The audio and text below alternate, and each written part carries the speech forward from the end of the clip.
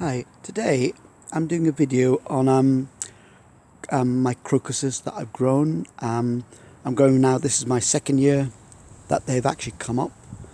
And they're here. This is an olive plant that I have here.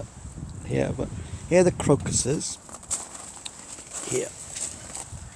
And they come up in February. They start to flower, come up at the beginning of February, start flowering, and it's now what, the 17th of February. So they come up. The purple ones come up first. Here they come up. You can buy them in packets of like 25 with different colours.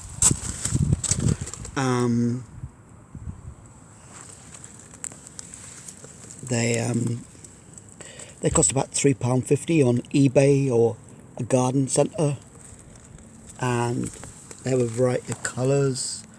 In the Bible, these are in Isaiah chapter 35 verses 1 and 2, where it talks about the crocuses blossoming on the plains of Sharon and Carmel.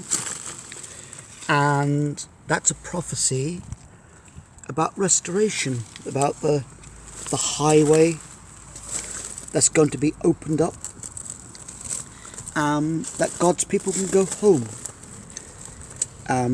It's called the Way of Holiness.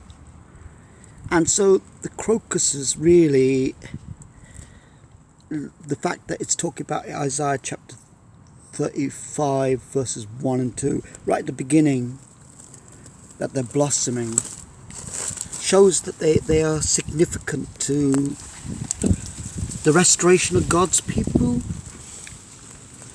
that they're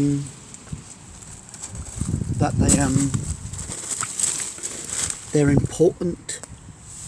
And basically, there they are. This is a stripy one. They come up a bit later, the stripy ones. These are the first ones that come up, this colour.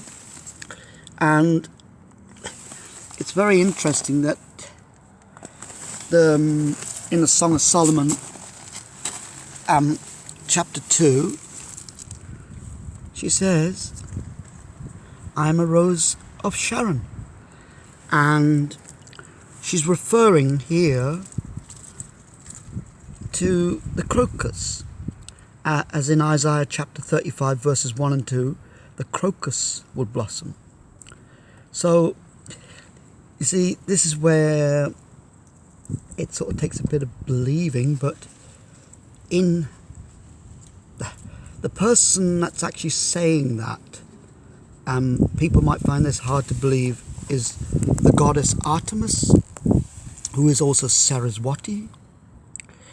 And her hair, if you look up the Orion, her hair is actually that colour. It's the colour of her hair is purple.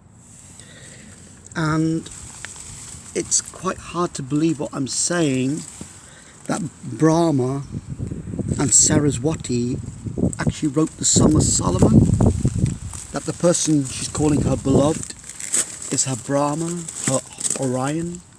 It's actually Diana talking to Orion, Saraswati talking to her Brahma, and he calls her the lily